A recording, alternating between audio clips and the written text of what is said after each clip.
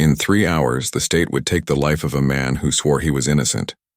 His name was Marcus Hill, and in the eyes of the prison system, he was nothing more than inmate, number 47291.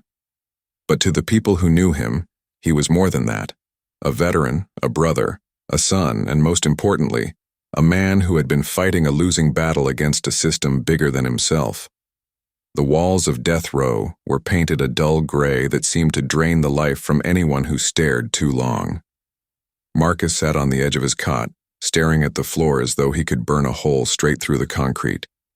The steady buzz of fluorescent lights above him mixed with the clanging of metal doors and the faint echo of guards' footsteps.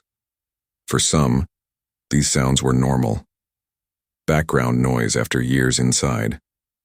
But tonight, every sound felt like a countdown, every step like a drumbeat leading him to the inevitable. Yet Marcus wasn't afraid of dying. What haunted him wasn't the idea of a needle piercing his skin, or the poison rushing through his veins. No. What haunted him was the thought of leaving behind the one creature who had never judged him, never betrayed him, never asked for anything but love. His dog, Cooper. Cooper was more than a dog. He was a golden retriever with fur the color of sunlight and a heart that was as big as the Louisiana sky. Marcus had rescued him as a puppy, abandoned behind a gas station in the middle of a rainstorm. That night, Marcus had wrapped the shivering pup in his jacket, whispering, "Don't worry, boy. I got you now." From that moment on, they were inseparable. Through sleepless nights filled with war memories, through the slow collapse of Marcus's marriage, through the loneliness of a man trying to rebuild his life after service, Cooper had been his anchor. He was there in silence when Marcus couldn't find the words, and he was there in joy when Marcus managed to smile.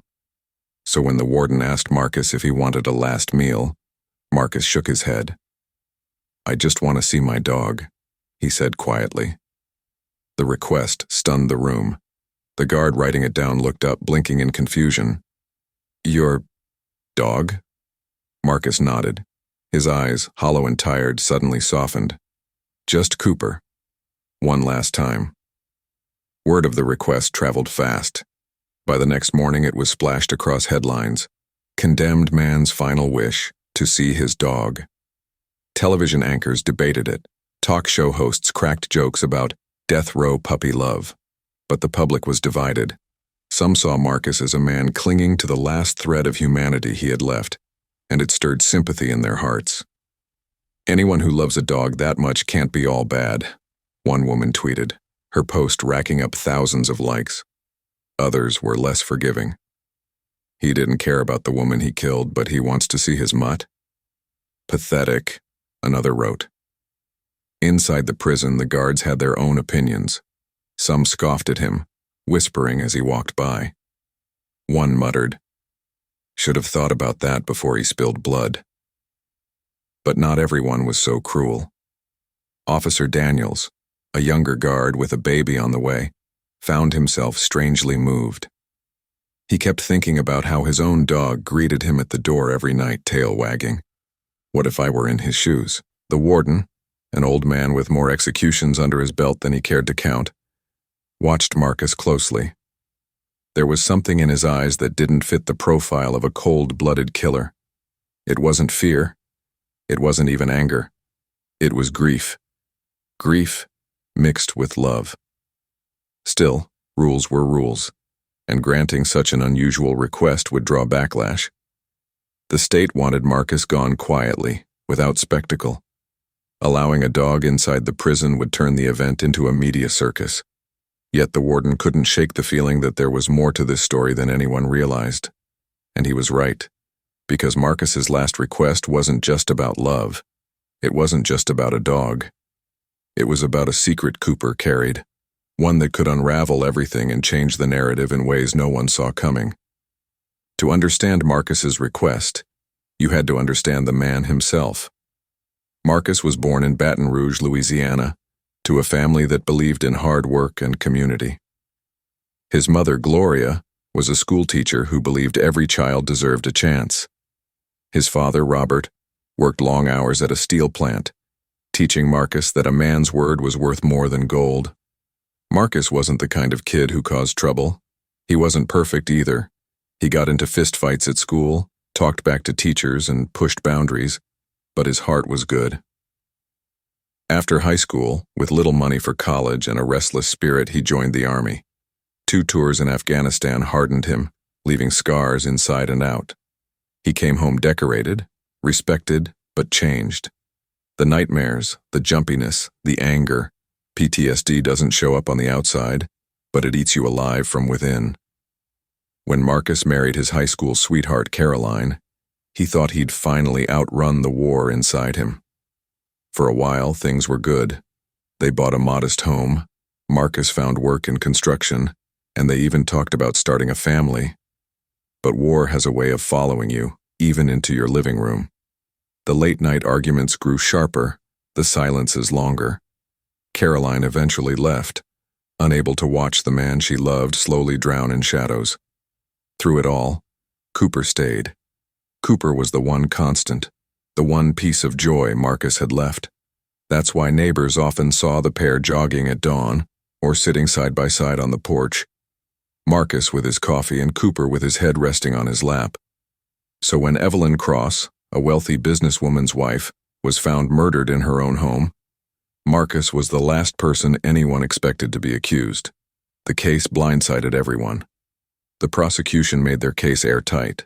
Marcus's fingerprints on a glass in Evelyn's kitchen, blood on his work boots, and a neighbor's testimony that placed him near the crime scene.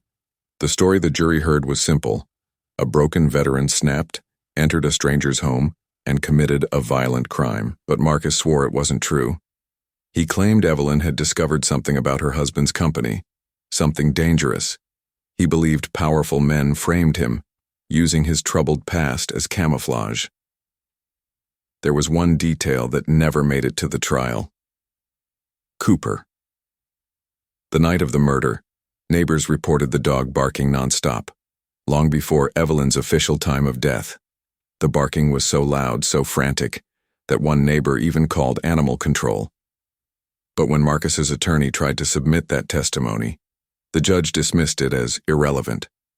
What Marcus didn't know, what no one knew, was that Cooper carried more than just loyalty that night.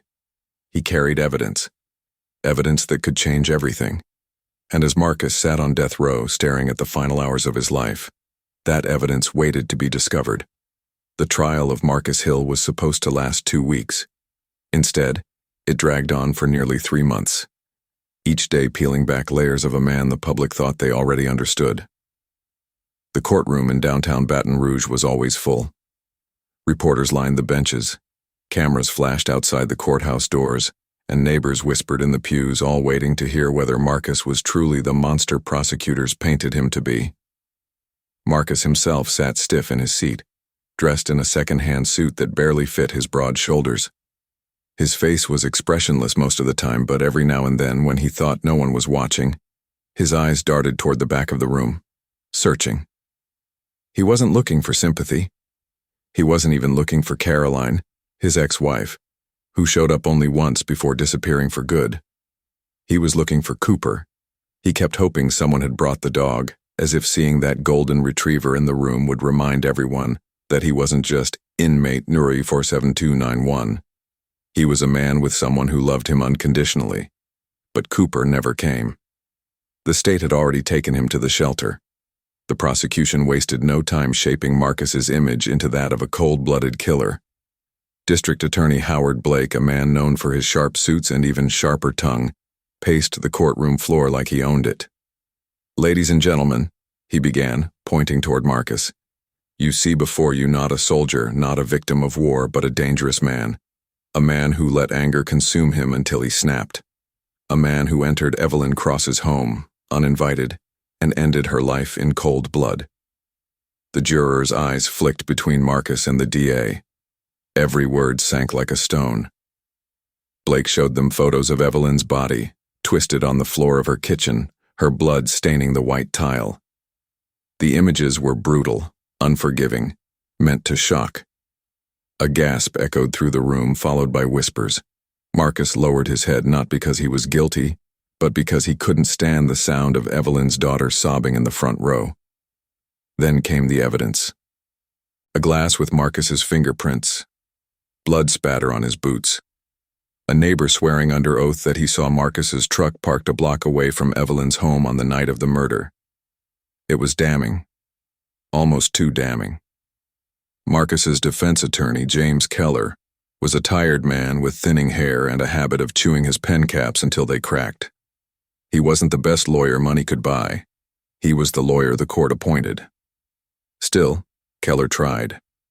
He argued that the fingerprints could have come from an earlier visit, when Marcus had done repair work at the Cross residence. He argued that the blood on Marcus's boots was never tested against Evelyn's DNA but was simply assumed. Most importantly, he tried to introduce testimony from a neighbor who heard Cooper barking furiously at the exact time prosecutors claimed Marcus was committing the crime. But the judge, a stern man with little patience, dismissed it. "This is a murder trial, not a dog show," he said flatly, waving away the evidence. Marcus clenched his fists under the table. Cooper was the only witness who knew the truth. But Cooper couldn't talk, and the court didn't want to listen. As the days stretched on, Marcus's past was dragged into the spotlight. His military record was praised, yes, but his struggles with PTSD were twisted into something ugly. The DA painted him as a ticking time bomb, a man broken by war and primed for violence. They showed the jury photos of Marcus's tattoos, symbols of loyalty to his unit, and claimed they hinted at gang connections. They called him unstable, dangerous, incapable of control. The media loved it. Headlines screamed, "From soldier to killer?" Talk shows debated whether veterans like Marcus should even be allowed back into civilian life. Every story fueled the idea that Marcus wasn't just guilty, he was proof of a broken system. Through it all, Marcus sat quietly, his jaw tight, his eyes burning. He wanted to shout, to defend himself, to tell the world about Evelyn, about what she had uncovered about her husband's shady dealings, about how she had confided in him during a repair job weeks before her death. But his lawyer silenced him. "They won't believe you, Marcus. They'll just call it a conspiracy theory." And so, the truth stayed buried. The turning point came when Evelyn's husband, Richard Cross, took the stand. A wealthy man with salt and pepper hair and a voice that carried like a preacher's, Richard played the grieving husband perfectly. He spoke about his wife's kindness, her charity work, her love of animals. He dabbed his eyes with a handkerchief as he told the jury, "She was my everything, and now she's gone because of him." He pointed directly at Marcus. The jury looked at Marcus, then back at Richard. The seed of guilt was planted, watered and blooming. But what no one knew, not the jury, not the press, not even Marcus's lawyer, was that Richard Cross was hiding a secret Evelyn had discovered, a secret worth killing for. By the end of the trial, Marcus's fate was sealed. The jury deliberated for less than a day before returning with their verdict: guilty of first-degree murder. When the judge's gavel came down, Marcus felt his chest tighten, not from fear of death, but from the crushing weight of injustice. He thought of his mother who sat silently in the back row, tears rolling down her cheeks. He thought of Caroline, who never came back. And most of all, he thought of Cooper, locked away in a shelter, wondering why his master never returned. The sentence was death by lethal injection. As deputies escorted Marcus out of the courtroom, reporters shouted questions, cameras flashed, and voices blended into noise. But above it all, Marcus heard one faint sound in his memory, a bark, loyal, desperate, refusing to be silenced. Cooper. That single thought kept him standing as they dragged him back to a cell where the countdown to his execution had already begun. The morning after Caleb's outburst in the cell, the prison corridors hummed with unusual activity. Guards spoke in hushed voices, clerks shuffled papers faster than usual, and even the warden's office door stayed shut for longer than anyone could remember. Something had shifted, though not all could name it. Caleb's unexpected plea had struck a chord, not just with the chaplain, not just with a handful of guards, but with the entire correctional staff who had overheard. Word had spread like wildfire. The man on death row doesn't want forgiveness, doesn't want freedom, doesn't want a last meal. He wants to see his dog. It sounded absurd at first, almost laughable. But the more it echoed through the steel bars and fluorescent-lit halls, the heavier it became. Guards began recalling the loyalty of their own pets. Secretaries remembered family dogs who greeted them after hard days. Even the most hardened officers couldn't ignore the sting of that simple truth. Sometimes love wasn't measured in family members or romance, but in a bond with a creature who loved you without judgment. Rusty's story. Rusty wasn't an ordinary dog, at least not to Caleb. The animal had stumbled into Caleb's life during a storm 6 years prior, when Caleb was living in a small rented trailer just outside Jefferson, Texas. Rusty was a mix of golden retriever and hound, drenched from the rain, shaking with cold and limping from an injured paw. Caleb, at the time, was a man already wrestling with poverty, addiction, and the bitterness of a world that seemed to have no mercy for men like him. Yet when he saw that trembling dog outside his door, something in him softened. Caleb had no money, barely scraps in the fridge, but he carried Rusty inside, dried him with a threadbare towel, and shared the last slice of bread he had. That night, Rusty curled at Caleb's feet as if he'd always belonged there. From that day on, Rusty became his shadow. Neighbors would often see Caleb walking the rusty brown dog down the dusty county roads, sometimes laughing, sometimes ranting, sometimes silent, but never alone. Rusty was the one being who didn't care about Caleb's mistakes, his past arrests, or the broken promises he'd made to the people in his life. To Rusty, Caleb was simply his person, the weight of love. Inside prison walls, the memory of Rusty became Caleb's lifeline. Every clang of the bars, every cold night in his cell, every nightmare about the crime he swore he hadn't fully committed, all of it felt bearable because he could close his eyes and imagine Rusty's head resting on his lap. Prisoners talked about girlfriends, wives, mothers, children. Caleb rarely joined in. He only talked about his dog, with a softness that made the other men uncomfortable. "You're crazy, man," one inmate once mocked him. "A dog can't visit you in here." But Caleb didn't care. "That dog saved me long before you'll ever know," he muttered. It wasn't until the sentencing came, death by lethal injection, that Caleb realized his final wish wasn't for freedom, wasn't even for redemption. He wanted to see Rusty, one last time. The controversy begins.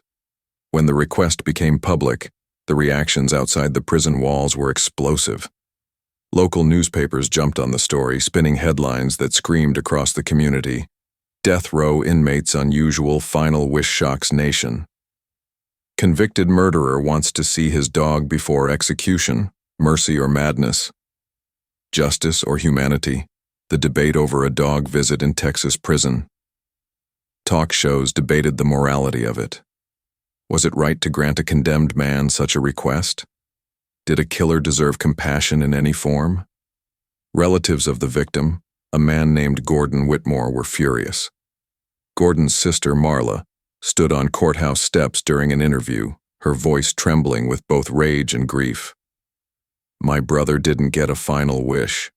He didn't get to hug his family, didn't get to say goodbye. Why should the man who took him from us get to cuddle his dog? This isn't justice, it's cruelty dressed up as kindness." Her words struck deep into the hearts of those already opposed to the request. Many felt she was right. Why should taxpayers fund such a spectacle?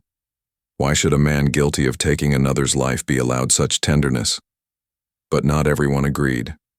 Animal rights groups of all people took Caleb's side. A grassroots organization called Hearts for Paws issued a statement. If society denies this man the smallest fragment of love before death, what does that say about us? Allowing him to see his dog does not erase his crime, but it affirms our humanity. Compassion must not be selective. Suddenly, Caleb's request became bigger than him. It became a moral battlefield. The lines blurred between justice and mercy, punishment and love. Inside the warden's office, the warden, A man named Harold Brantley sat behind his oak desk late at night, reading letters flooding in from across the country. Some demanded he deny the request, calling it a circus that insults the victim's memory. Others pleaded for him to allow it, calling it a small act of grace in a world drowning in cruelty. Brantley rubbed his temples. He had seen hardened men break down in their last hours, seen guards cry, seen families both relieved and shattered. But never had he faced a request like this. "It's just a dog," his deputy muttered. "No," Brantley whispered, more to himself than anyone. "It's never just a dog." A dangerous twist. But here's where the story turned darker. Rusty, the faithful companion, wasn't living in peace on some farm or cozy home. Since Caleb's arrest, the dog had been passed from neighbor to neighbor, eventually ending up in a rescue shelter 3 counties away. And when reporters began sniffing around, they discovered a shocking truth. Rusty wasn't just alive, he was thriving. Adopted by a retired police officer named Hank Morrison, Rusty now lived in a comfortable suburban home with a fenced yard, a family, and even other dogs to play with. When asked if he'd consider bringing Rusty to see Caleb, Hank's answer stunned the nation. "I know that dog. He's happy now. He's healed. Why should I drag him into a prison to sit at the feet of a man who might have killed someone? Rusty deserves peace too." The room fell silent when his statement aired. It was no longer just about Caleb's final wish. It was now a war over who Rusty belonged to. The man who saved him years ago, or the family that had given him stability in Caleb's absence. The tension tightened. The countdown to Caleb's execution ticked closer. And somewhere in the middle of all this noise, Caleb lay awake on a thin mattress, clutching a scrap of paper where he had scrawled Rusty's name. His chest ached not from fear of death, but from the possibility that his last request, the one thing that still made him feel human, might be denied. The clock inside a death row unit ticks differently. For most men, time drags, each day bleeding into the next, each week just another shade of gray. But when the execution date is set, time sharpens like a blade. Every hour becomes louder, every sunrise feels heavier, and every sound, the slam of doors, the echo of guards' boots, becomes a reminder that the end is no longer a distant shadow. It's closing in. For Caleb, that ticking was deafening. After weeks of public debate, the warden still hadn't made a final ruling. Lawyers argued, journalists circled like vultures, and strangers across America screamed their opinions into television cameras. Yet inside Caleb's cell, the man himself was caught between hope and despair, chewing on both like bitter bread. He wanted Rusty. He needed Rusty. But he could already sense that the world outside might deny him his final ounce of peace. A nation divided by now, Caleb's story wasn't just a local curiosity, it had exploded onto national news. Talk show hosts pitted panelists against one another in heated arguments. "He's a convicted murderer. No favors, no exceptions. Justice is justice." This isn't about justice, it's about humanity. Denying a dying man the sight of his dog makes us less human. Even late-night comedians made jokes about it, their audiences laughing uneasily. But behind the humor, the question remained raw. Could compassion coexist with punishment? Or were they forever at odds? Protesters began to gather outside the prison. Some carried signs that read, "Let him see Rusty." Others waved banners demanding justice for Gordon.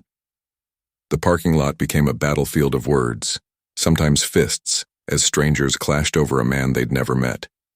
Inside, Caleb heard the faint chants through the barred windows. He smiled bitterly. To the world, he was suddenly more symbol than man. An argument, a headline, a face on TV. But to himself, he was still just a broken man who missed his dog. A visit from the chaplain. On a rainy afternoon, Chaplain Reeves returned to Caleb's cell. He carried a Bible under his arm, but this time he didn't open it. He simply sat across from Caleb, listening to the storm rattle the barred window. "You stirred up the world, son," the chaplain finally said. Caleb smirked. "Didn't mean to, I just told the truth." "The truth has power," Reeves replied. "Sometimes more than we expect." There was silence before Caleb asked the question that gnawed at him. "Do you think I'll get to see him?" The chaplain hesitated. "The warden is weighing it, but there's pressure, too many voices shouting in his ear." Caleb lowered his head. "I don't want a circus. I don't want cameras. I just want Rusty. Just him." The chaplain reached across the table, resting a hand on Caleb's shackled wrist. "Whatever happens, you've reminded people that love matters, even when the world thinks you're beyond saving." But those words, though kind, weren't enough. Caleb needed action, not sermons, not sympathy. Action. A shocking development. That evening, the warden summoned Caleb's public defender, a weary woman named Grace Holloway. Grace had fought Caleb's appeals for years, losing battle after battle in the courts. Now, for the first time, she saw a flicker of opportunity, not to overturn the execution, but to fulfill his wish. But when she arrived at the prison, Warden Brantley dropped a bombshell. Rusty's new owner refuses to release the dog. He says bringing Rusty here would traumatize him, and frankly, he's got the law on his side. Grace froze.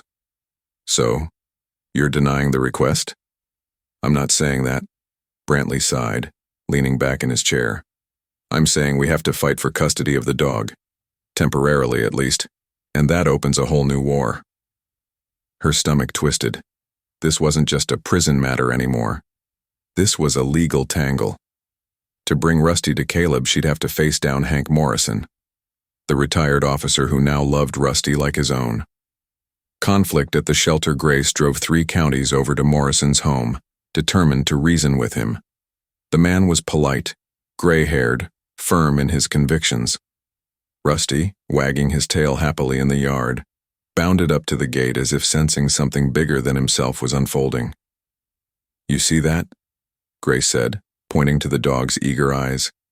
"That animal has history with Caleb. He belongs with him, at least for a final goodbye." Morrison shook his head. "No, ma'am. Rusty belongs here now. He's happy. Why drag him into a death chamber? Why scar him with sights he won't understand?" Grace countered, "This isn't about trauma. It's about closure for Caleb, for Rusty. Don't you believe in mercy?" Morrison's jaw tightened. "I served 30 years as a cop. I buried friends killed by men like Caleb. You want me to drive my dog into that hellhole and pretend it's mercy? No. Rusty stays." It was a stalemate. And worse, Morrison began speaking to the press, fueling outrage against Caleb's request. "A murderer doesn't get to dictate the life of an innocent dog," he declared in one interview. "That's not compassion. That's selfishness." Caleb's breaking point. When Grace returned with the news, Caleb erupted. He slammed his fists against the table, eyes wild with desperation. "That dog is mine," he shouted. "I saved him. I fed him when I had nothing. He's all I got left." Grace tried to calm him, but the guards rushed in, dragging Caleb back to his cell. His screams echoed down the corridor. "Rusty! Rusty's mine! They can't take him from me!" For the first time, some guards felt a chill, not because Caleb was dangerous, but because his pain sounded raw, real, and uncontainable. The hidden letter. That night, alone in his cell, Caleb pulled out a scrap of paper. With trembling hands, he began writing, not to the governor, not to the warden, but to Rusty himself. The letter was clumsy, full of scratched-out words and tear-stained ink. "You don't know what's happening, boy, but I need you to know you were the best thing that ever happened to me. You made me laugh when the world gave me nothing. You loved me when no one else could. I don't know if I'll get to see you again, but if I don't, remember this. You were my family. Always." He folded the paper, pressed it against his lips, and tucked it into his Bible. Throughout a twist. The next morning before sunrise, Warden Brantley received a call that shifted the ground beneath the entire case. A journalist digging into the crime records had discovered something startling. The victim, Gordon Whitmore, also owned a dog. And not just any dog. It had been Rusty's littermate, The connection sent shockwaves through the prison system.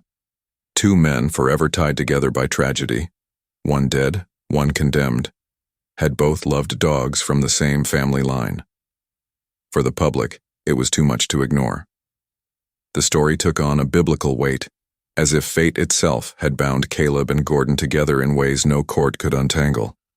And suddenly the question wasn't just about Caleb's final wish. It was about whether love for a dog could blur the lines between guilt and forgiveness. 3 days before the scheduled execution, just as dawn painted the prison walls with pale light, the warden's office phone rang. It wasn't routine business. On the other end was Governor Samuel Reeves, his voice heavy, measured, carrying the weight of both politics and conscience. "Brantley," the governor said, "this dog situation has spiraled into something bigger than your prison. I've got reporters camped outside my mansion, bishops writing me letters, and half the country screaming on social media. We can't ignore it anymore." The warden pinched the bridge of his nose. "Sir, the law is clear. Inmates don't get visitation from animals. Period." "Law isn't the only thing we serve," Reeves replied. "Public trust matters too. If I deny this request outright, I'll be painted as a monster. If I approve it, I'll be accused of being soft on crime. Either way, I bleed." Brantley said nothing, waiting for the hammer. "So here's what I want," Reeves continued. "Bring me a solution, a middle ground, something that honors compassion without making us look weak." The line went dead, but the order remained. The governor had just thrown gasoline on an already raging fire. Caleb's desperation. Meanwhile, Caleb felt the sands in his hourglass slip faster and faster. His days were now structured around silence and waiting, counting meals, listening to the same guard banter, feeling the same cold concrete. But hope clung to him like a stubborn shadow. He replayed memories of Rusty in his mind like a movie. Rusty tumbling over his shoes as a pup. Rusty leaping into his arms after a long day. Rusty curling at his feet in the winter cold. "Don't let them take you away from me," Caleb whispered into the darkness. His hands shook as if gripping the invisible leash that had bound them together all those years. Grace's gamble. Grace Holloway, his attorney, saw the window of opportunity tightening. The governor's involvement meant leverage, if she played it right. She filed an emergency petition not only for Rusty's visitation rights but also for a brief stay of execution. Her reasoning? That Caleb's mental stability hinged on closure. Denying him his final request, she argued, was tantamount to cruel and unusual punishment. The legal gamble electrified the press. Headlines blared, "Can a dog save a man from execution?" "Justice system on trial, final wish, sparks outrage." The warden despised it.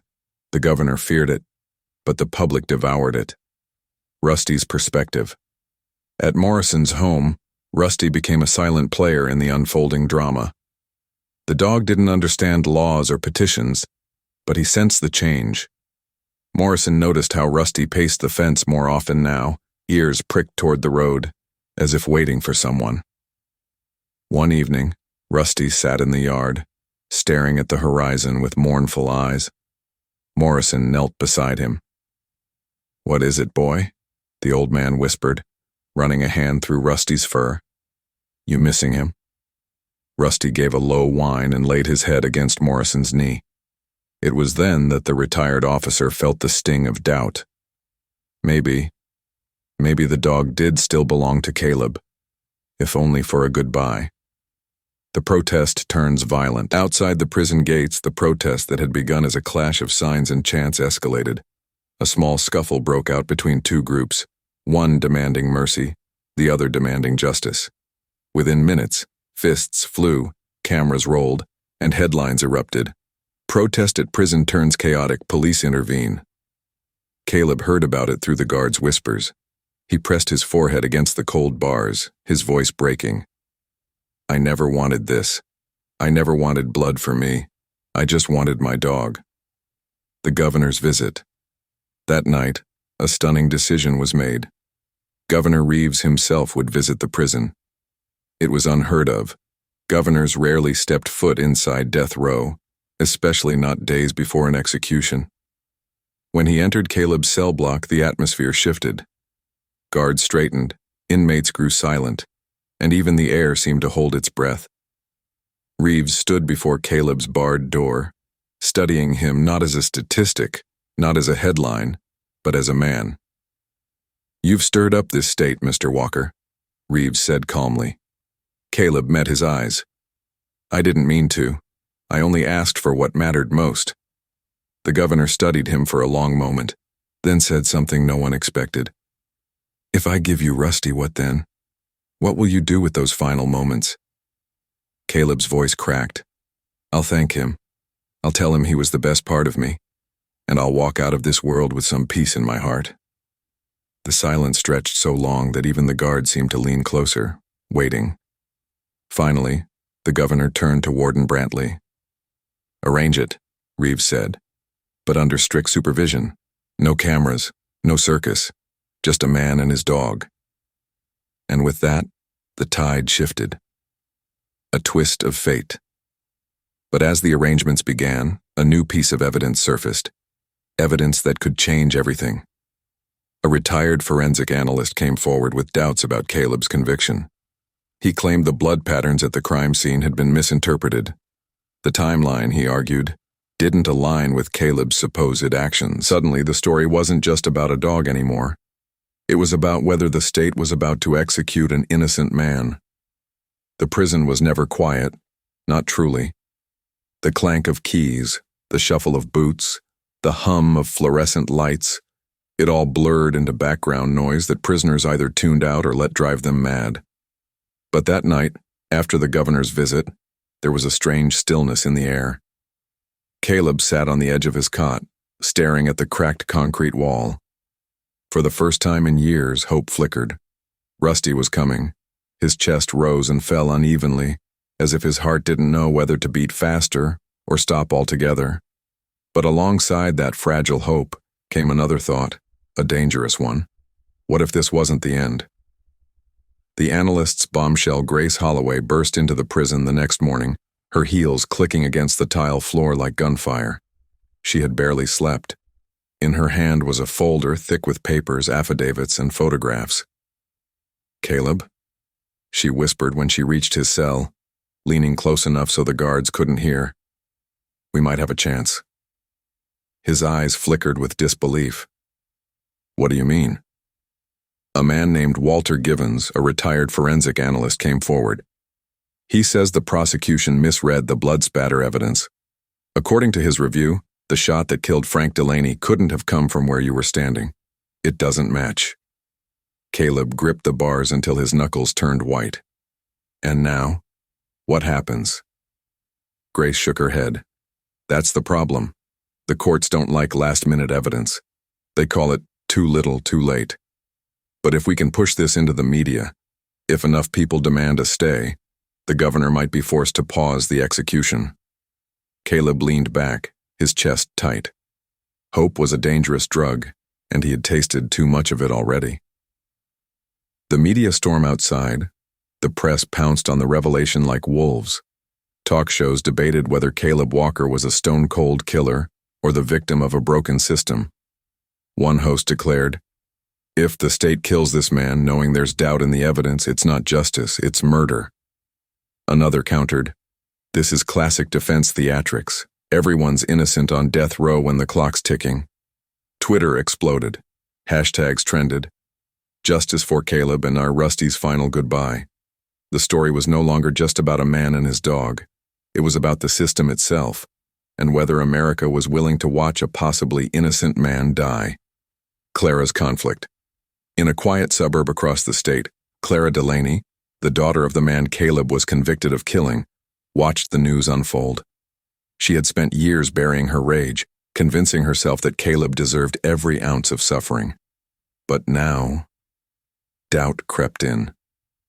Her hand shook as she reached for the old box under her bed. Inside lay her father's belongings from that night. The receipt book, his wristwatch, the blood-stained work shirt she could never bring herself to throw away. She pressed the shirt to her face, inhaling the faint trace of motor oil and tobacco. Her tears darkened the fabric. What if they were wrong, Daddy? She whispered. What if he didn't do it? The thought was poison, yet it clung to her like smoke. Rusty's restlessness. That same night, Rusty barked for hours, pacing the backyard as though he sensed the storm building miles away. Morrison tried calming him, but the old dog refused to settle. His single good eye glimmered in the porch light, filled with something beyond ordinary canine instinct. It was as if Rusty knew time was running out. The governor's dilemma. Governor Reeves sat in his study, drowning in paperwork, phone calls, and political pressure. His advisors urged him to stay the course. The court's already decided, one argued. Intervening will set a dangerous precedent. But Reeves kept circling back to Caleb's words. I'll thank him.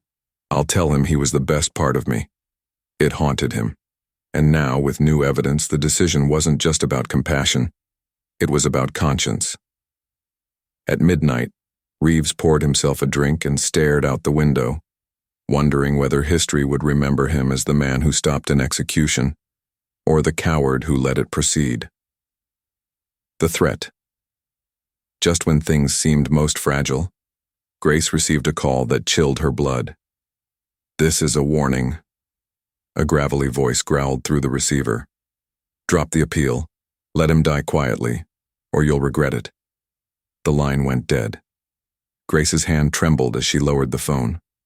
She looked around her dimly lit office, suddenly aware of the shadows in the corners. She wasn't just fighting for Caleb anymore. She was fighting forces that wanted him silenced, no matter the cost. A dangerous revelation. Later that week, Walter Givens, the retired analyst, was found unconscious in his car, slumped over the wheel with the engine still running. Paramedics said it looked like a heart attack. But Grace wasn't convinced. The timing was too perfect, too neat.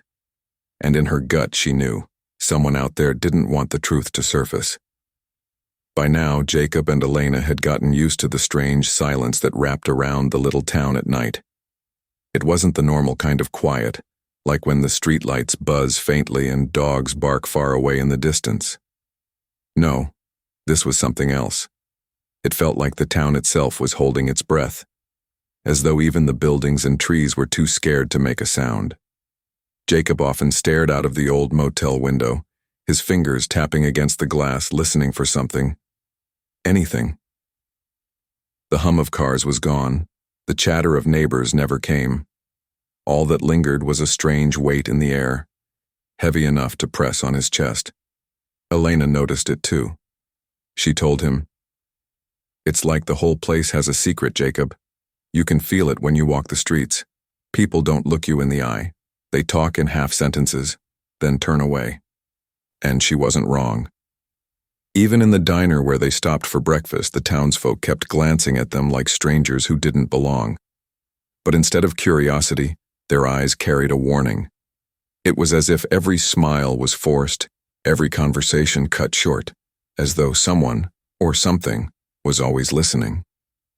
One night, Jacob made a decision.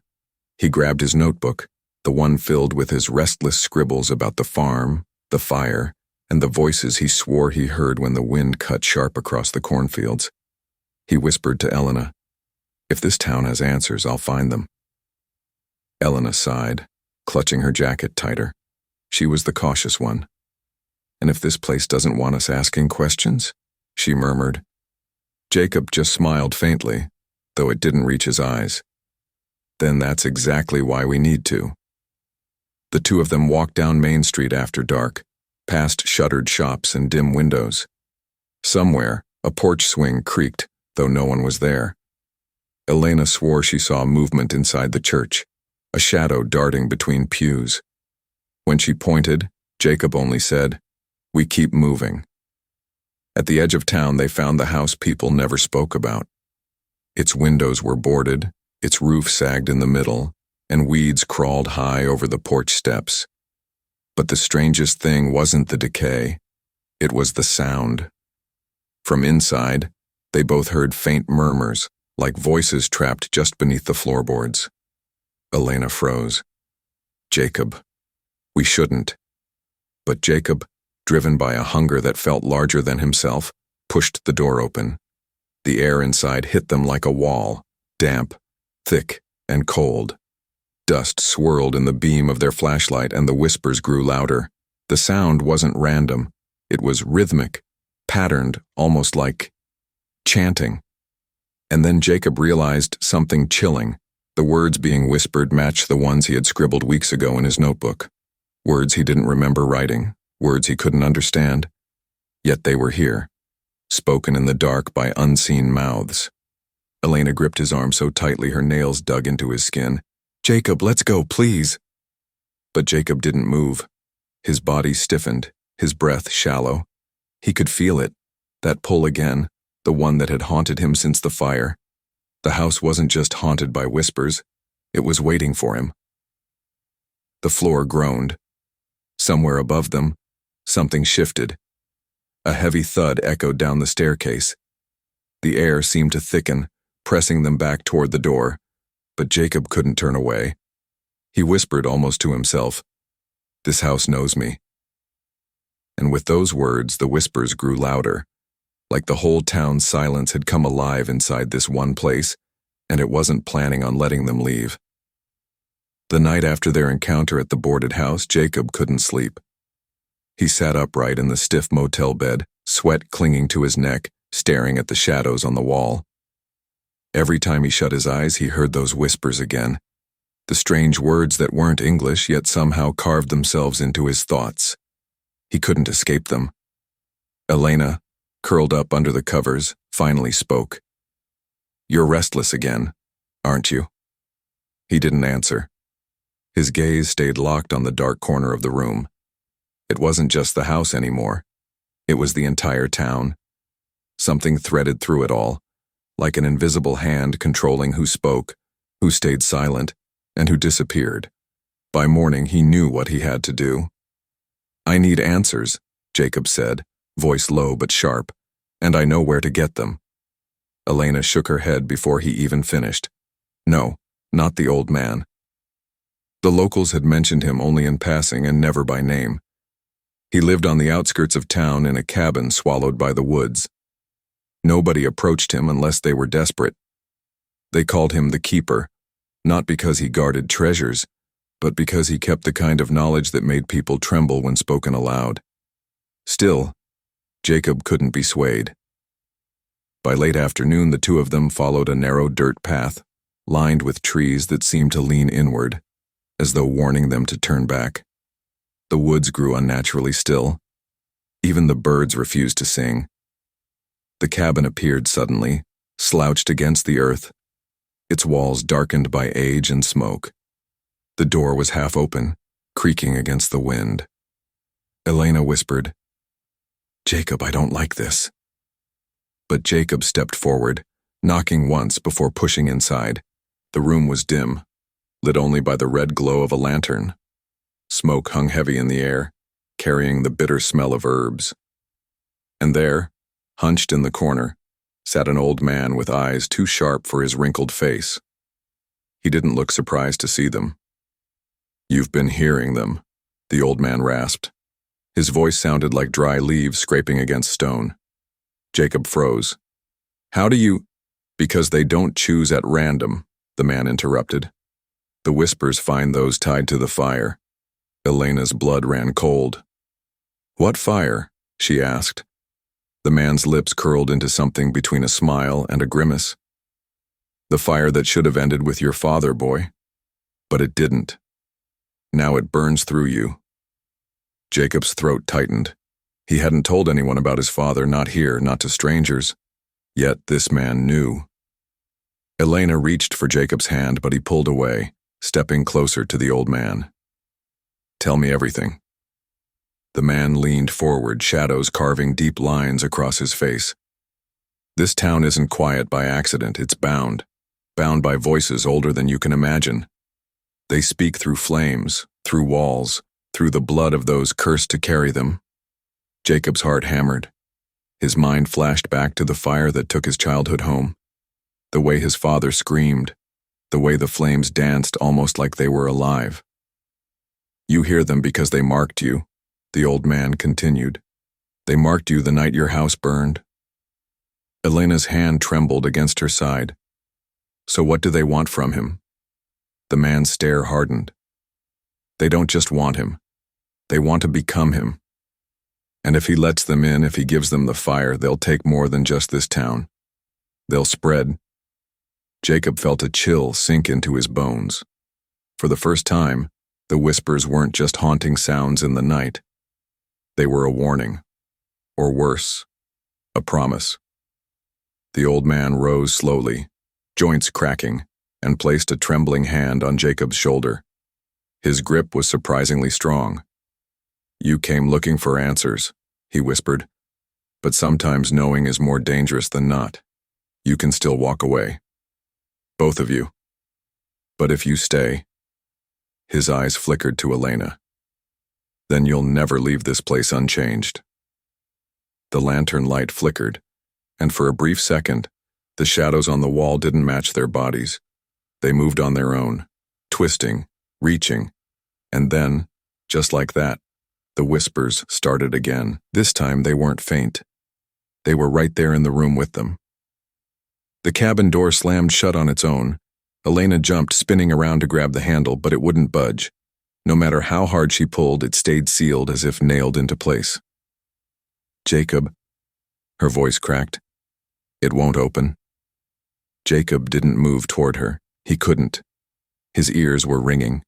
The whispers had grown louder, swarming the room like a storm. They weren't distant anymore. They were inside the walls, inside his chest. The old man didn't flinch. His thin fingers tapped the lantern glass. "Now you hear them as they truly are," he said. The shadows on the wall stretched longer, crawling across the floor, climbing up Jacob's shoes, wrapping themselves around his legs. They weren't shadows anymore. They were alive. Elena screamed, rushing toward him, but the old man barked, "Stay back!" His voice cut through the whispers like a blade. "If you touch him now, they'll take you too." Jacob's knees buckled. He dropped to the floor, clutching his temples, gasping for air. The voices inside his head sharpened, like dozens of nails scraping across glass. He could make out fragments of sentences now. "Burn with us, carry us, open the gate." The old man crouched down, his face only inches from Jacob's. His breath smelled of ash. "Listen to me, boy. They can't hurt you unless you answer them." I can't block them out." Jacob's voice shook. His eyes brimmed with tears, both from pain and fear. "You must," the old man pressed, "because the moment you speak back, you give them permission." Elena fell to her knees beside them, ignoring the warning. Her hands hovered over Jacob's shoulders. "Then how do we stop this? How do we silence them?" The old man's gaze darted toward the fireplace in the corner of the cabin, long, cold, its ashes black and lifeless. His voice dropped to a rasp. "There's only one way. The fire must answer the fire." Jacob's breathing slowed, but his eyes burned with confusion. "What does that even mean?" The lantern flickered violently. The shadows recoiled for a moment like startled animals. "It means," the old man said grimly, "that the same flames that cursed you are the only ones that can set you free." Elena frowned, her voice desperate. "You're saying we have to recreate the fire?" Before the man could reply, the walls of the cabin groaned as though something enormous pressed against them. The wooden beams cracked. Dust rained from the ceiling. The whispers swelled, no longer words but shrieks, filling every corner until the very air vibrated with their fury. Jacob clutched Elena's arm, his nails digging into her skin. "They don't want us to know this," he gasped. "They're trying to shut him up." The old man stood tall, arms raised, chanting in that same strange language Jacob had heard in his dreams. The shadows shrieked, writhing, striking at him, but none could touch. The language was pushing them back. Then the lantern burst, glass shattering, flames leaping into the air. The fire roared higher than it should have, twisting into shapes that looked eerily human.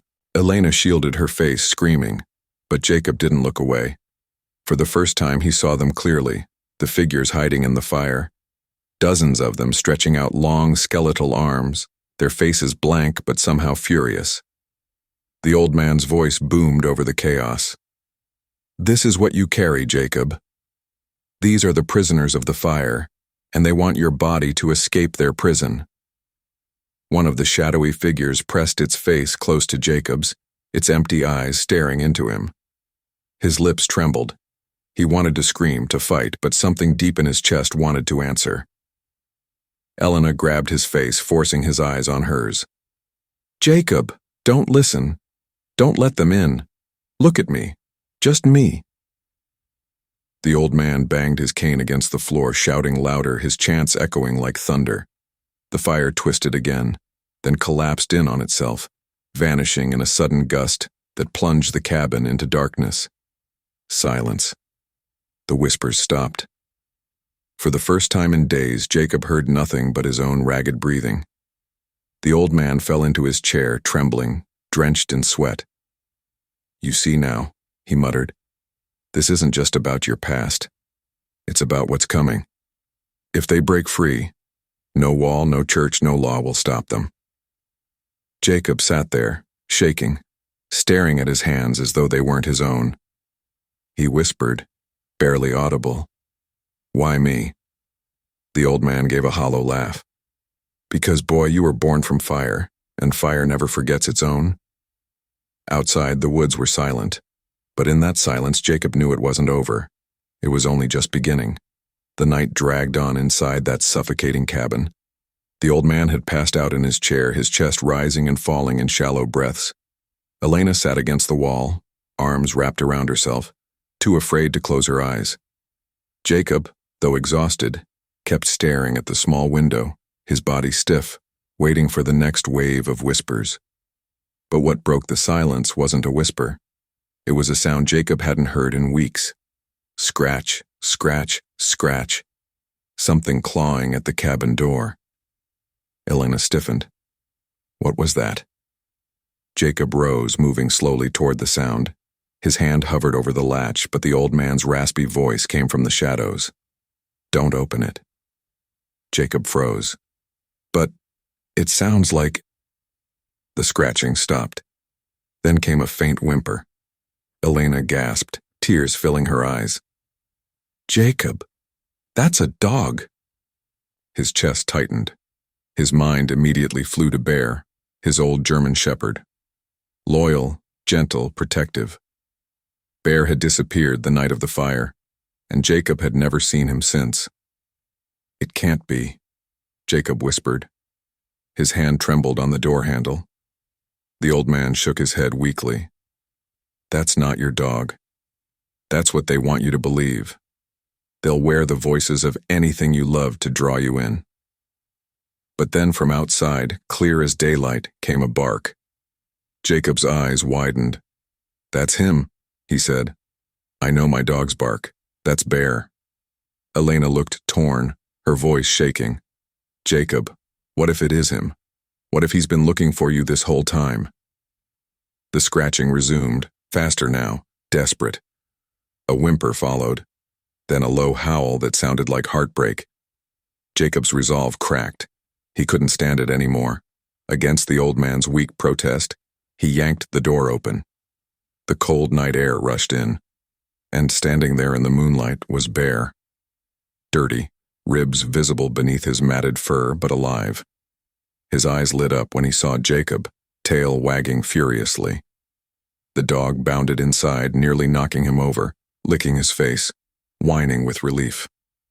Elena broke down crying. "Oh my God, it really is him." The old man stared, slack-jawed, his lips trembling. "Impossible," he muttered. "He shouldn't be here." Bear pressed against Jacob's chest, as though afraid to ever let go again. Jacob buried his face in the dog's fur, feeling that old warmth return for the first time since the fire. But then he felt something else, a hard lump, near Bear's throat. Jacob pulled back, frowning. He ran his hand gently over the dog's fur until he found it. A strange metal object embedded just beneath the skin. "What the hell?" Jacob whispered. The old man shot to his feet. His chair toppled behind him. "Get away from the animal," he barked. "Now." But Jacob ignored him. His fingers tugged at the edge of the lump and Bear yelped, whining in pain. Elena rushed to hold the dog still as Jacob carefully pulled. And then it came free, a tiny black device no bigger than a coin, blinking with a faint red light. The old man's face went pale. He staggered back as though seeing a ghost. They've been tracking you. Through the dog." Elena's eyes widened. "You mean, this whole time, the fire, the whispers, someone put this inside Bear?" The device beeped, and before Jacob could toss it away, the lantern flickered again. The walls trembled. The whispers returned, this time louder, angrier, filling every inch of the cabin. The old man screamed, "They know where you are. Run before it's too late." Jacob clutched Bear's collar, Elena grabbed his arm, and together they burst out of the cabin into the dark woods. Behind them, the old man's cabin shook violently, as if something massive pressed from inside. And then, an explosion of flame and shadow burst through the windows, lighting up the trees. Elena screamed. Jacob pulled her along, Bear running at his side as the night came alive with the sound of whispers, no longer distant, but chasing them, hunting them. Jacob didn't look back. He couldn't. Because deep down, he knew the old man was right. Bear wasn't just a dog anymore. He was the key, and something, was willing to burn the world to keep that secret buried. The forest at night was a different kind of hell. Every branch creaked. Every rustle in the leaves sounded like footsteps. Jacob, Elena, and Bear tore through the undergrowth, their breath ragged, their hearts slamming in their chests. Behind them, the cabin burned like a torch in the distance. The flames licked the sky, smoke twisting upward into the dark like a signal flare. If there was any doubt before, it was gone now. Whoever planted that device inside Bear knew exactly where they were. And now they were coming. Bear barked sharply, his ears twitching toward the right. Jacob trusted him instantly, veering off the beaten path and plunging deeper into the trees. Elena stumbled but clung to Jacob's arm, her eyes wide with terror. "Where are we going?" she hissed, trying to keep up. "Anywhere but here," Jacob growled. His throat burned, but adrenaline kept him moving. The whispers followed.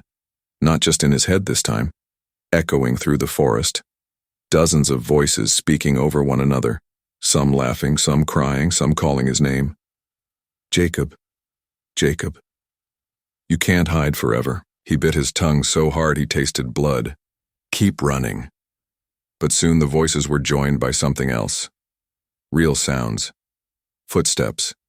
The crunch of heavy boots on dead leaves. Multiple. Close. Elena gasped, nearly tripping. "They're real, Jacob. Those aren't just whispers, someone's here." He yanked her behind a fallen log, pulling Bear down with them. They crouched low, holding their breath, and then they saw them. Figures moving through the trees. 4, maybe 5. All wearing black, their faces hidden behind masks that glinted under the faint moonlight.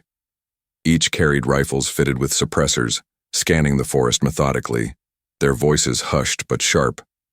Jacob's heart pounded so loudly he feared they would hear it. He tightened his grip on Bear's collar, the dog's low growl rumbling against his leg. "Shh, boy. Not yet," Jacob whispered. One of the masked men raised a device in his hand. It looked identical to the tracker Jacob had pulled from Bear's neck. A small antenna extended, its red light blinking faster as it swept the area. "They're close," the man said. His voice was cold, metallic through the mask. "Within 30 yards." Elena covered her mouth, fighting a sob. Jacob pressed his body against hers, shielding her as best as he could. The man with the tracker stopped. His head turned, right toward their log. Jacob's gut turned to ice. The man raised his rifle slowly, stepped closer. Bear's growl deepened, his body shaking with the urge to attack. Jacob shook his head, whispering frantically, not yet, boy." But Bear couldn't hold back. In an instant he lunged. The log rattled as the dog exploded over it, teeth bared, knocking the masked man flat on his back. The rifle clattered to the ground. The others shouted, rushing forward. "Run!" Jacob roared, dragging Elena up by the arm. Gunfire cracked, suppressed, but deadly. Bark splintered from the trees as bullets tore past. Elena screamed. Jacob pulled her harder, sprinting through the brush. Bear fought like a demon, his teeth tearing into the man's arm. But he was outnumbered. Another masked figure swung his rifle like a bat, striking Bear across the ribs. The dog yelped in pain and crumpled, his body rolling into the leaves. "Bear!" Jacob turned, but Elena yanked him forward. "No, if you stop, they'll kill us too." Tears blurred Jacob's vision, but he kept moving. He had no choice. They couldn't fight armed men. Not now. Not like this. The forest thinned. Ahead, through the trees, Jacob saw the faint glimmer of water. Hollow Pines River.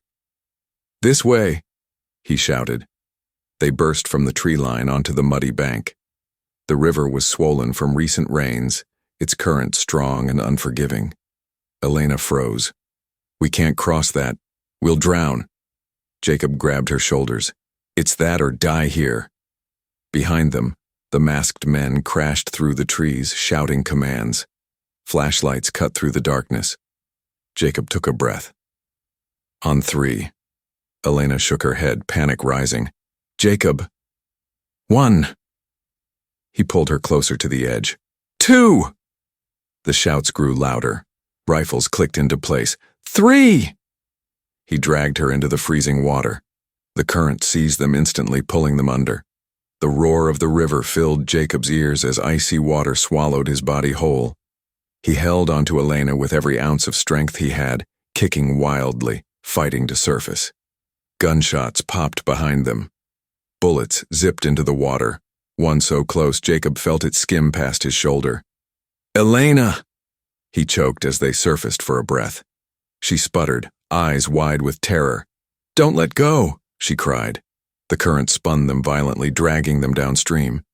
Jacob tried to keep his head above water, but exhaustion clawed at his muscles. Still, he refused to release her hand. They had no idea where the river would take them. All Jacob knew was this: they were out of time. Behind them on the far bank, a figure raised his mask just enough to reveal his face. A cruel smile spread across his lips. "Run all you want," the man muttered. "We'll find you." And then he switched on his radio. "Subject is mobile. Deploy Phase 2. The hunt wasn't over. It was just beginning. The river carried them for miles before spitting them out onto a rocky bank. Jacob collapsed first, coughing up water, his chest heaving. Elena crawled beside him, trembling from the cold, her face pale but alive. The night air bit at their skin, but for a moment, all that mattered was that they had escaped the gunfire. The woods were quiet here, no shouts, no flashlights, just the sound of the rushing current fading behind them. But Jacob's relief didn't last. His thoughts snapped back to Bear. He sat up suddenly, rage burning in his chest. We left him behind." His voice cracked with guilt. He slammed his fists into the dirt. Elena grabbed his arm, pulling his face toward hers. Her wet hair clung to her cheeks, her eyes sharp but filled with tears. "If you'd gone back, they would have killed all of us. Bear would have died for nothing. Don't you see? He saved us." Jacob stared at her, torn apart inside. She was right, but it didn't ease the weight pressing down on him. Bear wasn't just a dog. He was his anchor, his one pure piece of family. Losing him felt like losing everything. Elena's voice softened. "If Bear's still breathing, we'll find him, I promise." Jacob closed his eyes, letting the words settle. For the first time, he realized how much Elena's strength was holding him up. She wasn't just scared, she was surviving. And she was keeping him alive, too. Still, something gnawed at him. The men in the forest weren't ordinary hunters or cops. They moved with precision, too well trained. Whoever was after them had resources: money, weapons, tracking tech. This was bigger than a robbery gone wrong. Jacob pulled himself together, scanning the dark tree line. We can't stay here. They'll be looking downstream. We need higher ground, someplace hidden. They moved slowly, their soaked clothes weighing them down. The forest grew denser, the moonlight barely cutting through the branches. Hours passed in silence, until they spotted a crumbling shack nestled into the hillside. It looked abandoned, the roof sagging, the windows boarded, but to Jacob it was shelter. They slipped inside, the smell of mold and dust filling their noses. Jacob collapsed against the wall, exhausted. Elena lit a small candle she found on a shelf, its flame flickering weakly. The light cast long shadows, and for the first time in days, they allowed themselves to breathe. Elena wrapped her arms around herself, shivering. Why us, Jacob? Why go this far for two nobodies? Jacob looked down at his hands, scarred and shaking. It's not about us. It's about what we know, or maybe what they think we know. She frowned. What do you mean? Before he could answer, a sharp click echoed through the shack. They froze. A man stepped out of the shadows in the corner, his gun leveled at them. His face was rough, his eyes sunken from years of running. Don't scream, he rasped, or we all die tonight. Jacob slowly raised his hands, keeping Elena behind him. His voice was steady but low. Who are you? The man's lips twisted into a grim smile. Name's Cole, and if you're smart, you'll listen, because I know who's hunting you. Jacob's breath caught. Elena's eyes darted to his, searching for direction. Cole lowered the gun slightly, his gaze shifting between them. They're not after you because of what you did. They're after you because of what you saw. That night at the store, like it wasn't about the robbery, was it? You saw something you weren't supposed to. Something that ties all the way back to them. Jacob stiffened. The memory of that night replayed in his head. The store clerk, the shouting, the flash of a gun. He had always told himself it was chaos, panic. But what if it wasn't? What are you talking about? Jacob demanded. Cole leaned forward, his voice barely above a whisper. The man who died, Frank Delaney. He wasn't just a clerk. He was on their payroll, and the files he carried that night could destroy them. Elena's lips parted, her face pale. Who is them? Cole's eyes hardened. The council. The room fell silent. The only sound was the faint hiss of the candle. Jacob's chest tightened. He didn't know who the council was, but the way Cole said it made it sound less like a group and more like a shadow swallowing the world whole.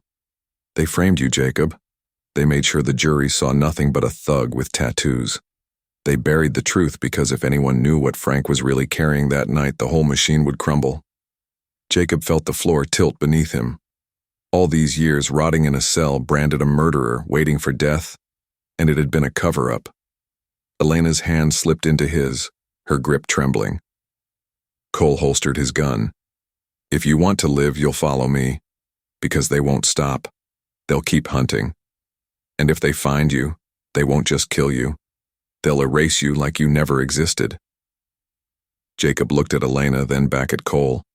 His gut churned. Trusting a stranger in the middle of the night felt insane. But then again, so did everything else. Cole blew out the candle, plunging them into darkness. We moved before dawn. Jacob sat in silence, Bear's image still burning in his mind. If the council was real, if everything Cole said was true, then this fight wasn't just about survival anymore. It was about justice. And for the first time, Jacob realized he wasn't just running from his past. He was running straight into a war. The clock on the courthouse wall ticked in a slow, heavy rhythm, as if each second were dragging chains behind it. The case had been turned upside down after Michael's cancer diagnosis and the discovery of the hidden evidence buried with his loyal dog, Scout. But just when it seemed the scales of justice might finally tilt in his favor, something happened that shook the foundation of everything they'd been fighting for. The defense's strongest card was a man named Calvin Morris, a former prison guard who had recently come forward claiming he overheard conversations between two prosecutors years ago. Conversations that suggested Michael had been deliberately framed. Calvin's testimony could destroy the prosecution's credibility in seconds. It was the breakthrough everyone prayed for. But on the morning Calvin was supposed to testify, he never showed. At first, his absence seemed like nerves. The court waited. His lawyer made calls. The defense team grew restless, whispering in huddled tones, staring at the empty witness chair like it might fill itself if they waited long enough. Hours passed. Then the news came like a hammer to the skull. Calvin had vanished. His car was found abandoned off a dirt road 20 miles outside the city. The driver's side door was left wide open, the keys still dangling in the ignition. The man himself was nowhere to be found. The courtroom buzzed with whispers, speculation flooding every corner. Some said he fled out of fear. Others claimed foul play. Michael sat shackled at the defense table, his hands trembling, eyes darting as if trying to read the truth on the walls. His lawyer, Claire Donnelly, clenched her jaw. "They got to him," she whispered under her breath, barely loud enough for Michael to hear. "Who?" Michael asked, his voice strained, though he already suspected the answer. Claire's eyes darkened. "The same people who buried the truth 15 years ago. They don't just want you convicted, they want you erased." That night, the news channels lit up with the story. Key witness disappears in high-profile death row appeal. The words crawled across the bottom of the TV screen in Michael's cell like a cruel joke. Prison guards whispered about it in the hallways. Some laughed, saying justice was tightening its noose. Others shook their heads quietly, knowing too well what happened when corruption ran deeper than the law. Michael sat on his bunk, staring at the gray wall. "They'll never let me walk out of here alive," he muttered to himself. Scout had been buried with honors after his role in uncovering the hidden evidence. Michael thought of the dog often at night. "You fought for me when no one else would," he whispered. "Now I've got to keep fighting, for both of us." But the weight of Calvin's disappearance pressed heavy on him. It wasn't just about one man's fear anymore. It was a message, a warning. And Michael knew that if he didn't uncover the truth soon, he wouldn't live long enough to see the end of this fight. The next twist in Michael's story came not from the courtroom, but from the outside world, through a woman who had carried a secret for years. Her name was Rachel Harlow, a quiet soul with a resilient spirit who had been in love with Michael long before his trial. They met in high school, when Michael was the golden boy on the football field, and she was the girl who stayed late after class sketching in the art room. Their relationship wasn't loud or flashy, but it was deep, the kind of bond people envied because it didn't fade with time. When Michael was arrested, Rachel stood by him at first, writing letters, visiting during the early hearings. But as the trial dragged on and the media tore him apart, she vanished. To most, it seemed like she'd abandoned him, just another person who didn't believe in his innocence. But the truth was far more complicated. Now, 15 years later, she returned, with something Michael never expected. On a quiet evening, after another grueling day in court, Claire entered Michael's holding room with a woman behind her. Rachel stepped forward nervously, her hands trembling, her eyes filled with both guilt and determination. Michael froze. For a moment he thought he was hallucinating. "Rachel?" His voice cracked like a boy seeing his first love all over again. Tears spilled down her cheeks. She nodded, unable to speak at first. Then she whispered, "Michael, I should have told you years ago. I should have never left. But I had no choice."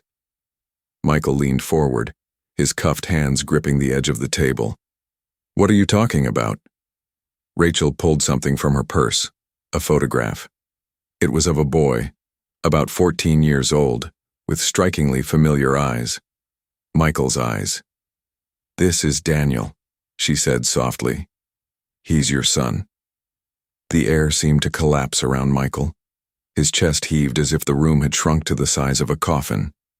For years he thought his life had ended when they locked him up. Now he was staring at proof that life had continued without him, flesh and blood carrying his name, his legacy, his love. "Why didn't you tell me?" His voice broke, torn between rage and heartbreak. Rachel sobbed. "Because they threatened me, Michael. After your arrest, people came to me. They said if I stood by you, if I spoke up, something would happen to me. And to the baby. I couldn't risk it. I thought staying away was the only way to keep Daniel safe." Michael's fists clenched, the chains rattling. "They stole everything from me.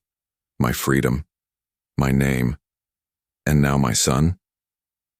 Rachel reached across the table, her hand brushing his. "Daniel knows who you are. I never lied about that. He's been waiting to meet you, and he's ready to stand by you now." For the first time in years, Michael felt something stir in his chest. Hope. Not the fragile kind that courts hand out like broken promises, but a living, breathing hope with a name and a face. His son. But this revelation didn't just give Michael something to live for, it gave him something to fight for. And that terrified the people who wanted him silenced. Because now, Michael wasn't just a condemned man fighting for his innocence. He was a father fighting to see his son grow up. And fathers, everyone knows, don't go down easy. The courtroom was a fortress of polished wood and polished lies. The chandeliers gleamed down from above, but their golden light couldn't hide the shadows twisting in every corner of the trial. On this day, every seat in the gallery was filled. Reporters with notepads balanced on their knees, cameras stationed outside capturing every second of this saga, and ordinary citizens craned their necks to see the man they now whispered about at dinner tables across America. Michael Carter, the death row inmate whose story refused to die. At the defense table, Michael sat tall despite the weight of shackles around his wrists. His lawyer, Claire Donnelly, had spread papers across the table like a battlefield map. Behind them sat Rachel, her hand resting protectively over her son Daniel's. For the first time in 15 years, Michael's family was here in the open, and their presence brought a dangerous tension to the room. The prosecution entered like vultures circling a wounded animal. District Attorney Howard Briggs, a man with a smile as sharp as a blade, stood ready. He had built his career on Michael's conviction years ago, and if this case unraveled, so would his reputation. He couldn't let that happen. Not now. Not ever. "Ladies and gentlemen of the jury," Briggs began, his voice booming, rehearsed and dripping with confidence. "Do not be distracted by theatrics. The defense would have you believe this man is the victim. But the truth is, Michael Carter is a murderer. The evidence was clear then, and it remains clear now. Don't let pity cloud your judgment." He paced the floor with calculated steps, pausing to glance at the jury as though daring them to question him. The words carried weight, but there was a crack in his armor now. Everyone in that room knew about the missing witness. Everyone had heard whispers about the corruption that seemed to stalk this case like a ghost. Briggs was sweating under the collar, even if he hid it behind practiced bravado. Claire rose slowly, adjusting her blazer, her eyes blazing with defiance. "Your Honor, with all due respect, the prosecution's case isn't built on truth. It's built on a tower of half-truths, lies, and missing pieces. My client is not the man Briggs wants you to believe he is, and I will prove it." The courtroom stirred. Rachel squeezed Daniel's hand tighter. The boy looked at his father, his real father, for the first time inside this courtroom, and he saw something the world didn't. To most, Michael was a convicted killer. But to Daniel, he was a man with a storm raging inside him, a man clawing his way back to life with nothing but truth as his weapon. The first hours of testimony felt like a war of attrition. The prosecution paraded old witnesses, police officers who had been at the crime scene, a former neighbor whose memory seemed a little too rehearsed, a forensic expert who admitted under cross-examination that some evidence had gone missing. But the defense didn't falter.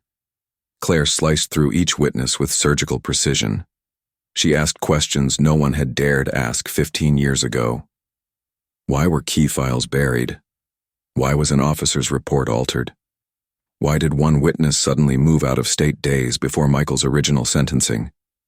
Each answer was met with stammering voices. Each stammer fed the doubt rising in the jury's eyes. And then came the breaking point. A new witness entered the courtroom. Officer Benjamin Rowe, retired, gray-haired, and frail, but carrying the weight of secrets too heavy to bear. He had been a rookie at the time of Michael's arrest, and for years he'd stayed silent. Now, with nothing left to lose, he spoke. "I was told to keep quiet," he admitted, his voice cracking with age.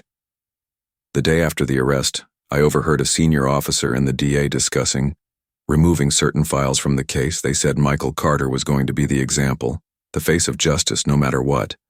I was scared back then, but I'm more scared of dying with this truth still buried." The gallery erupted into gasps. Reporters scribbled like mad. Briggs slammed his fist on the table, objecting, calling the testimony hearsay, but the damage was done. The words were out. The jury had heard them. Michael closed his eyes, fighting back tears. For years he had screamed into a void, begging the world to listen. Now, finally, someone else was echoing his truth. But victory was far from certain, because just as Officer Rowe stepped down, the bailiff hurried to the judge's bench with a slip of paper. The judge read it, his face paling. He cleared his throat and said, "Ladies and gentlemen, court will recess until tomorrow morning." Confusion rippled through the room. Why now? Why cut the day short when momentum was finally on Michael's side? As Michael was led back to his holding cell, Claire leaned close. "That wasn't just a recess," she whispered.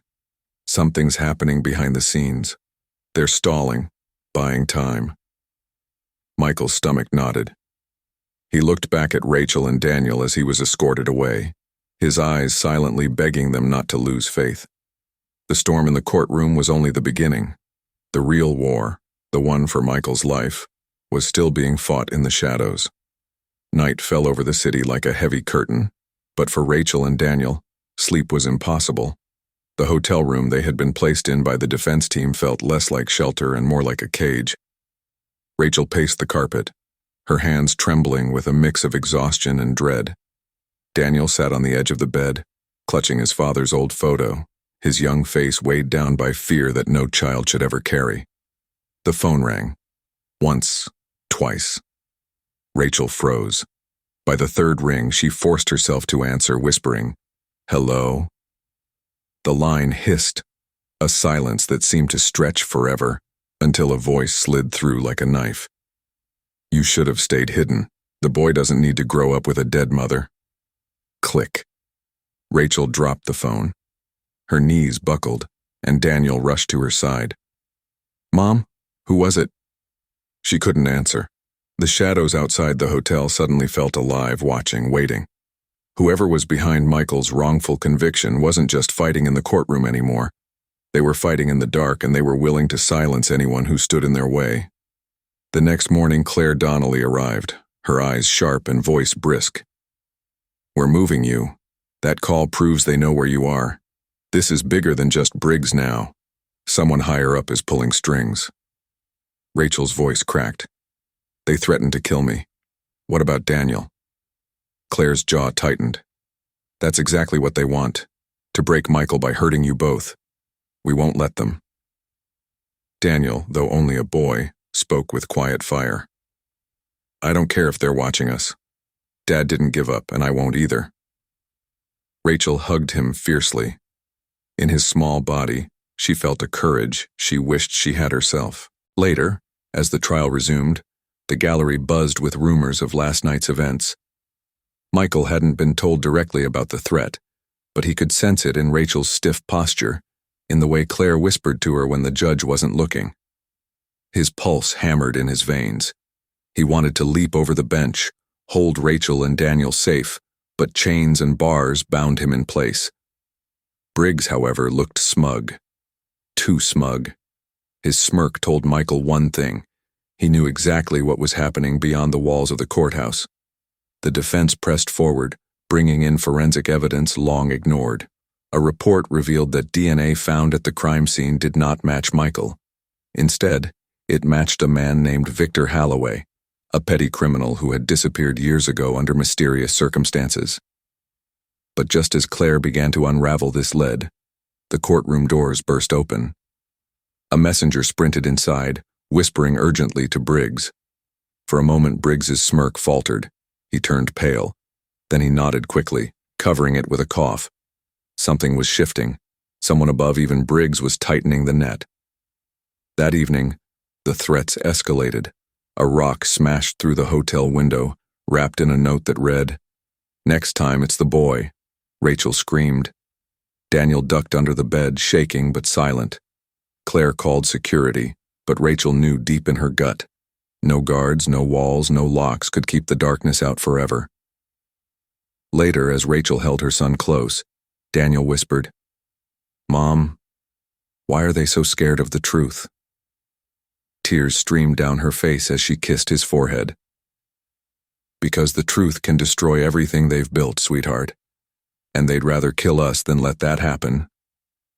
Meanwhile, in his cold cell, Michael lay awake, staring at the ceiling. He had felt powerless for years, but now the fear for his family was worse than any chains. His final wish, the one the world thought would be about his dog, was no longer just about him. It was about keeping Rachel and Daniel alive, even if it meant sacrificing himself. And somewhere deep in the system, hidden files and silenced voices whispered of an even bigger betrayal. One that tied the case to powerful men whose faces never saw the courtroom, but whose hands controlled every string. The shadows were closing in, and Michael knew the storm was about to reach its breaking point. The night air was thick, pressing down on the city like a weight. Rachel sat upright in the hotel bed, her arms wrapped around Daniel, who had finally fallen asleep after hours of tossing and turning. Every sound outside, the growl of a car engine, the slam of a door, made her heart leap into her throat. She hadn't slept in days. She couldn't. Not with the threats that now seemed to slither closer with each passing hour. The phone rang again. Rachel's pulse spiked, but she grabbed it before the second ring. "Hello?" Her voice was barely a whisper. Silence. Then a slow, deliberate chuckle. "Still breathing, I see. You're harder to scare than I thought." Rachel froze, gripping the phone so tight her knuckles whitened. "If you come near my son again, I swear—" The man cut her off. "You're not in control here, sweetheart, but you can be, if you do exactly as I say." Her throat tightened. "What do you want?" The voice leaned in cold and casual. "Tomorrow, in that courtroom, you will say one thing. Just one. That your husband confessed to you privately, years ago. You tell the jury he admitted he pulled the trigger. Do that, and the boy lives." Rachel's world tilted. She clutched the phone, staring across the room at Daniel's sleeping face. Innocent, fragile, unaware that his life now hung by a thread tied to her words. "And if I don't?" Rachel whispered. The voice was flat, cruel. "Then you'll hear his screams before you even leave the courthouse." The line went dead. By morning, Rachel's body felt hollow, like her soul had been ripped out and replaced with terror. Claire arrived early, clutching new files of evidence, her face determined. "Rachel, today we can destroy Briggs's timeline. We've got proof he tampered with the security footage. This could swing the jury." Rachel tried to answer, but her lips trembled too violently. She nodded instead, hiding the storm inside. Daniel reached for her hand as they walked into the courthouse. His eyes, wide and brave, reminded her of Michael when they were young. It nearly shattered her resolve. How could she choose between justice for her husband and the life of her child? Inside the courtroom, Michael was brought in shackled, his face calm, but his eyes sharp. He scanned the gallery until he found Rachel and Daniel. For a brief second, his lips curved into a small, fragile smile. A smile that said, "Hold on, we're almost there." Rachel broke inside, because she knew something he didn't. Someone out there had forced her into an impossible choice. The trial unfolded with fire. Claire presented documents showing the security tapes from the liquor store robbery were altered. In the original time-stamped copy, Michael wasn't even inside the store when the shot was fired. But that footage had been buried, replaced with a doctored version. Gasps filled the courtroom. Briggs shifted uncomfortably, sweat glistening on his forehead. "This," Claire said, raising her voice, "is proof of corruption. Michael Hale was not given a fair trial. He is not the monster you've been told he is." The jury leaned forward. Reporters scribbled furiously. For the first time, momentum had shifted. And then Judge Wallace looked to Rachel. "Mrs. Hale, the prosecution has called you for testimony regarding statements your husband may have made in private. Please take the stand." Rachel's breath caught. The courtroom blurred. Her hands trembled as she rose, Daniel squeezing her arm before she walked forward. Every step felt like walking toward a cliff edge. She sat, swore the oath, and locked eyes with Michael. His gaze was steady, searching hers for strength. He had no idea that one sentence could decide their family's fate. The prosecutor leaned in. "Mrs. Hale, to your knowledge, did your husband ever admit to committing this crime? Did he ever tell you privately that he was guilty?" The room went silent. The jury stared. Claire shot Rachel a desperate shake of her head. Rachel's chest tightened so badly she could barely breathe. In her mind, she heard the voice again. "Say it, or the boy dies." Her lips parted, her heart pounded so hard she thought she might faint. She glanced at Daniel, sitting in the gallery, his wide eyes locked on her. She looked at Michael, his face calm, trusting, silently begging her to hold the line. Her soul split in two. At that exact moment, the courtroom doors banged open. A marshal rushed in carrying a radio. He leaned to whisper in Judge Wallace's ear. The judge's face paled. He banged his gavel. "We are in recess, everyone out, now." The gallery erupted in confusion. Reporters shouted, jurors covered their mouths in shock. Rachel staggered to her feet, her chest heaving. Claire grabbed her arm. "Rachel, what happened? What did they tell you?" Before she could answer, two marshals rushed to Claire's side. There was an attempted kidnapping outside the courthouse. A boy matched the description of her son. Rachel screamed, "Daniel." She sprinted toward the gallery, heart exploding in her chest. Daniel was there, shaken but safe, surrounded by guards. A man in a ski mask had tried to grab him at the courthouse steps but was tackled by plainclothes security. The man was now in custody. Rachel collapsed against Daniel, sobbing into his hair. Relief shook her body, but the truth hit her just as hard. They had been seconds away from losing him. Seconds. Michael watched from across the courtroom, chains rattling as he pulled against them, desperate to reach his family. He couldn't, but his eyes burned with a mix of fury and love that pierced through the chaos. That night, Rachel sat by Daniel's side, her decision now clear. She would not lie. She would not betray Michael. The threat had been real, but she realized the truth was their only shield. If she gave in, the people pulling the strings would own her forever. And for the first time, Michael's final wish no longer felt like it belonged to him alone. It belonged to all of them. Rachel, Daniel, even Rusty. A promise that love, loyalty, and truth were stronger than fear. But the fight wasn't over. Briggs still had cards to play, and the men above him, the faceless powers who ordered the threats, were not finished. The breaking point had come, and what happened next would decide not only Michael's life, but the future of everyone he loved. The courthouse was quieter than usual the next morning, though silence did little to ease the tension. It wasn't the hush of peace, but the heavy quiet of people waiting for disaster to arrive. Rachel felt it in her bones as she walked through the front doors, Daniel close at her side, Michael following a step behind. The air was thick, almost electric, as though something unseen was vibrating through the walls. Whispers had already started circulating. The jury was close to finishing deliberations and a verdict could come sooner than expected. But that wasn't what made Rachel's stomach twist. She could sense eyes on her, unfriendly, sharp, full of malice. When she glanced around, she spotted them. 2 men standing just outside the courthouse entrance pretending to read newspapers. Their postures were too stiff, their gazes too focused. Rachel clutched Daniel's hand tighter. He noticed the tremor in her grip and followed her gaze. His jaw clenched. "Michael," Daniel said lowly, without breaking stride. "We've got company." Michael's eyes flicked across the street. One quick glance was enough.